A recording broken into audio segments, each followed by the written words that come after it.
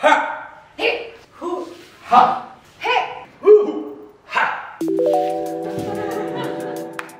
Wir haben heute einen Trans-Impro-Workshop gemacht, ein neues Workshop-Format, was wir mit der Berlin University Alliance erfunden haben sozusagen. Und in diesem Workshop haben wir Techniken des Improvisationstheaters verbunden mit Prinzipien der Transdisziplinarität.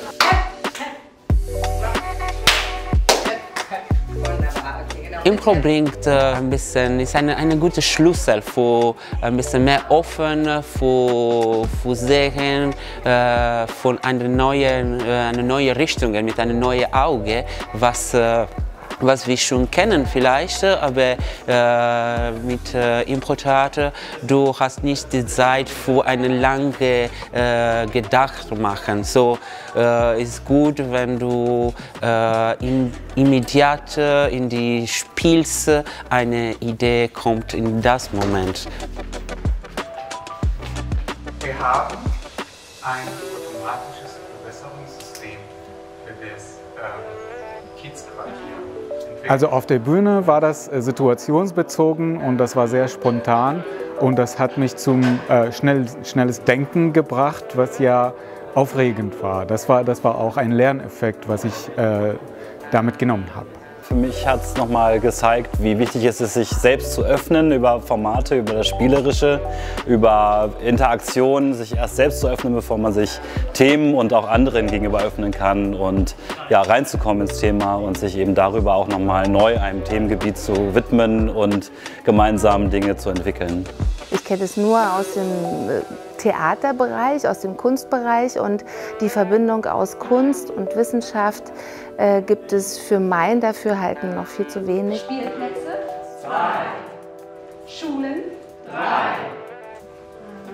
3, Bürgerämter 4, Parks 5 Dinge. Auch die transdisziplinäre Art und Weise. Ich habe zwar viel in der Politik auch mit Leuten zu tun, aber heute wirklich auch die Architekten dabei zu haben, aus der Wissenschaft und aus der Politik fand ich sehr, sehr toll. Aus dem Inhalt, wir haben heute viel über KI gelernt, aber auch viel über, wie wir quasi den öffentlichen Raum, den wir manchmal also einfach, dass er da ist und nicht ihn wertschätzen, aber wie wichtig er doch eigentlich ist, um mit dem Klimawandel umzugehen. Was mir auch sehr gut gefallen hat, methodisch gesehen, war dieses Graphic Recording.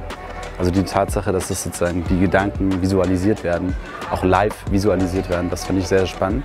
Und dann die andere Erkenntnis inhaltlich, dass wir eigentlich alle sozusagen KI als Möglichkeit sehen, zu überlegen, wie sehe denn eine gute Gesellschaft aus mit KI und sozusagen nicht diesen Technologie-Determinismus sozusagen fördern, sondern aktiv und kritisch darüber nachdenken, was KI eigentlich für Potenzial und für Risiken bietet für eine schöne Gesellschaft.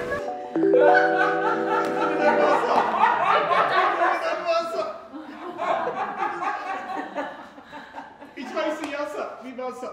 Gieß mich! Gieß mich! Wir haben nur noch Sprudel.